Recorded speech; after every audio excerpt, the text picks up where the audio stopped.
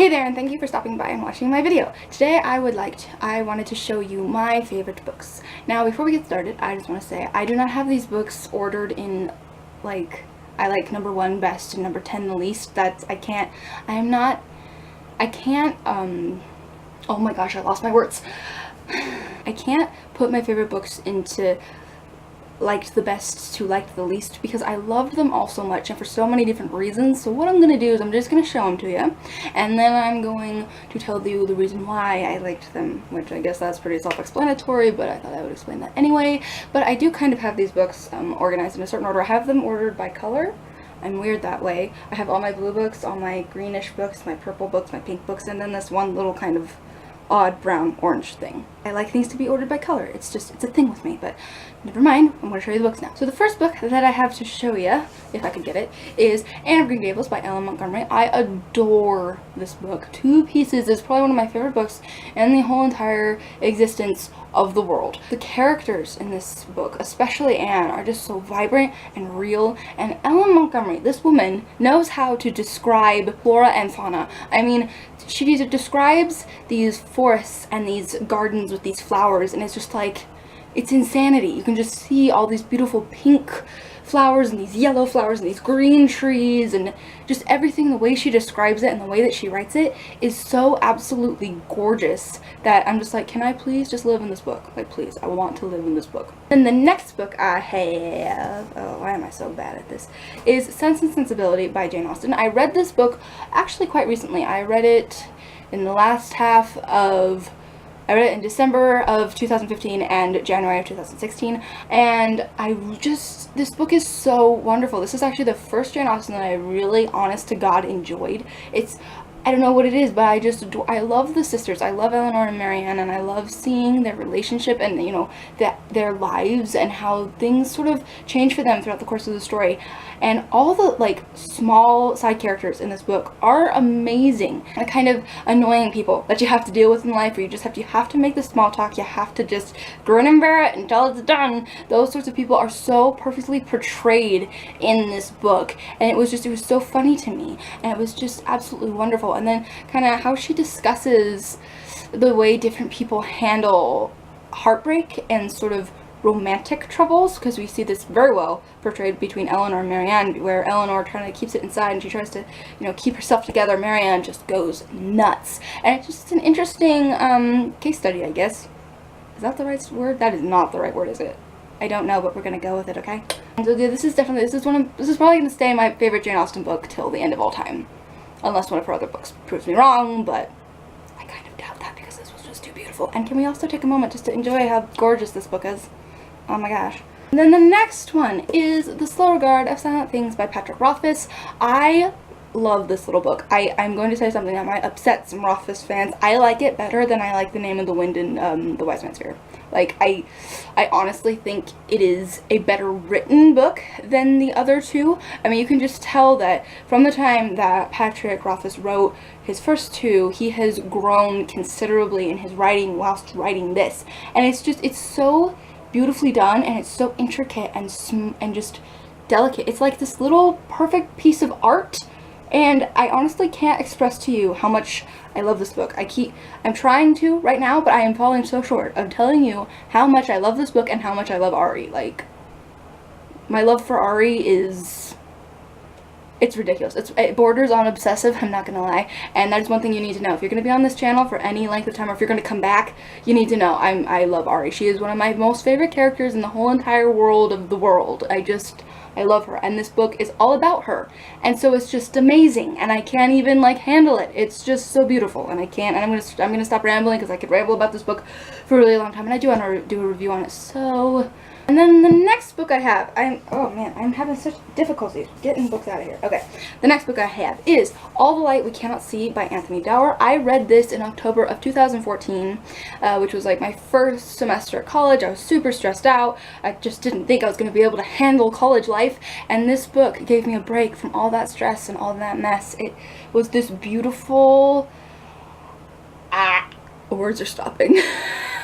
It was just this gorgeous masterpiece. That's all I can tell you, is this book is an amazing masterpiece. It's about World War II, but it is so different from any World War II novel that I have ever read in my entire life. It just combines, it has this beauty to it when there are also horrible, terrible things going on. And I loved how it portrayed life in a war scene, or in a wartime. Oh, hello, look. Just dang it, I wanted to come out. I wanted to leave. No, you can't do that. I loved how it portrayed that, is that yes, there are terrible, horrible things going on, but that normal life still goes on. So there's like normal things in here, but there's also these wild, crazy, insane, horrid atrocities happening at the same time. And I love how Anthony Doerr portrayed that in this, almost this kind of, oh my goodness, this equilibrium?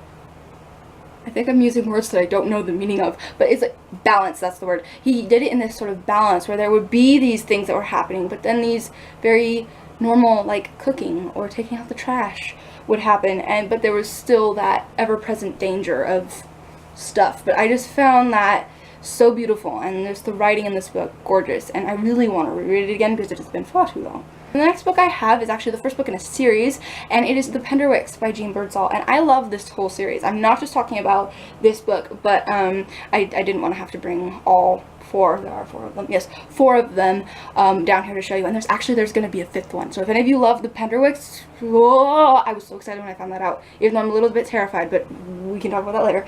But I love these stories, I love these girls so much. It's like Little Women, how you get attached to March Sisters. In that story, you get so attached to these little Penderwick girls, and I adore every single one of them. They are all so unique and precious and darling in their own way, and it's just, it gives me so many feels, you guys, so many feels. And then, you know, you have this like wonderful summer story. They're going off on this little adventure, and they meet new friends, and all these things happen, and there's drama, and it's just, it's the perfect summer read. And the next book I have is Emily of New Moon by Ellen Montgomery. I just recently reread this and remembered how much I freaking love this book. I read it for the first time like 4, 5, 6 years ago, and I liked it, but I think I was still too much in love with Anne to like let anybody kind of sneak back into my heart to really let Emily do that. But this time I was completely ready and so happy that I have this book.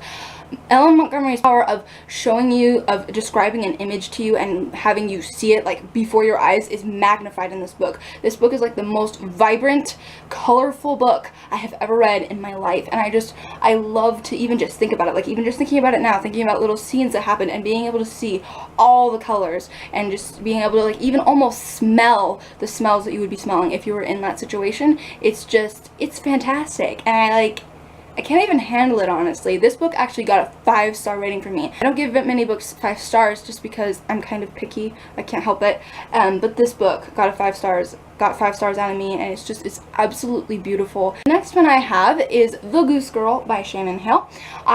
This is a fairy tale retelling, and I have always really been fond of those types of books, but this book is by far one of the most amazing fairy tale retellings I have read in my entire life. It is so fantastically good. I read this when I was about 12, 13, like just started being a teenager, that sort of area of my life, and I loved it. I was so in love with this book. But a lot of times I will go back and read books that I read during that time in my life, and I'm like, oh, this really isn't that good. This kind of sucks. Oh boy, and it makes me super sad. And so like I've been trying not to read books from that time, because then I'm really disappointed when the book isn't as good as I remembered it. Well, this book is just as good as I remembered it. It is a fantastic story. It is written so well, and it's just something about Shannon Hale's writing. It's so light and airy, and sort of, it's almost like cool water running from a stream. I don't know how to describe it to you. It's just, it flows so beautifully, and it doesn't bog you down. It's easy to read, but it's gorgeous and lyrical without being super darn heavy with long, flowery descriptions that make you feel like your brain's gonna die. The next book I have is The Secret Garden by Frances Hodgson Burnett. I have some problems with this book, but it is still one of my favorites because I absolutely adore how Frances describes spring and the coming of spring. It's the most perfect and beautiful thing to read. You can just, it's like you can feel spring coming alive. Even if it's not springtime, you feel spring. And it's just fantastic. And also, Mary's development throughout the story. She starts to grow, and just like spring is coming and she's growing, and you can just feel like this life coming into her as she's growing and learning and doing all these things. And it's fantastic and magical in and of itself. It's just such a lovely book, and I have such fond memories of reading this, both times that I read it, but especially the first time. I just remember it opened my eyes to nature and to the world, and so it's just a really beautiful book, and I love it a lot. And the next book I have is Jane Eyre by Charlotte Bronte. This is one of the very first adult classics that I ever read. Before I read mostly books like The Secret Garden and Anne of Green Gables, and I didn't really like to read big, kind of chunky adult novels. Adult classics, because they kind of scared me. It is absolutely worth it, and it is so beautiful, and it describes so many emotions that women have so well and so perfectly, and it's just, I love Jane. I love her to pieces, and she's one of my very favorite characters in the whole wide world, because I can relate to her just so well in so many areas, and I would really love to read it again, because it was a long time ago that I read this book. I think I was about 17 or something, and a lot has happened since then, so I would love to read it again. And it's such a beautiful book. It has so much meaning to me as just a book, and it's glorious, and it's one of my very favorites, and I really need to read it again, and I need to stop rambling. The next one I have is Matilda by Roald Dahl. This book is adorable. It's perfect for book lovers, and that's why I love it. It's about a girl who loves books and who feels kind of trapped in her life, but then she gets this power and she's able to overcome her adversaries. I mean, and like, who doesn't dream of that? Being able to have power and then overcome those who are oppressing you. It's just amazing, and it has a lot of stuff in it, for adults in that way. This book is definitely, it's inspirational, and it gives hope in this sort of way of, I don't know. And it's a hopeful book. It's hopeful to me. It has so much just absolute loveliness in it. Oh, we're almost done, guys, I promise. Alright, and the next one I have is Ballet Shoes by Noelle Streatfeild. This book is very sentimental to me. First of all, because it is about three sisters who all dance, and I am the eldest of three girls, and we have all danced for most of our lives, and so this has a lot of speciality to me. Actually, these girls, they're called the Fossil Sisters, and when I had my YouTube channel with my sisters, we were called the Fossil Sisters.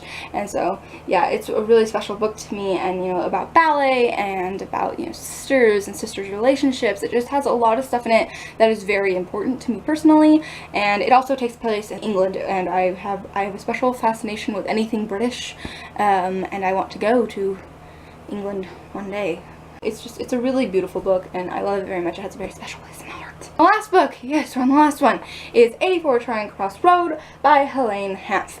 I also found this book in 2014, right before I was supposed to start my college semester. This book gave me such a lovely sort of escape from all of that. I was able to come into these pages and just read about these two people becoming friends. It's just such a beautiful story, and it has everything that is good about humanity is in this book. And I feel like, especially in this day and age, we need to be reminded sometimes that there is some good people out there. There are still good people out there. There are still people out there who are wonderful, and there's friendships, and there are still beautiful things in this world. So that is all I have for you today. I'm actually cutting this video way short because I am out of battery, so I need to go. And I hope you guys enjoyed this long rambly video of me telling you all about my favorite books, but I hope you guys enjoyed it anyway, and I hope to see you next time. Bye!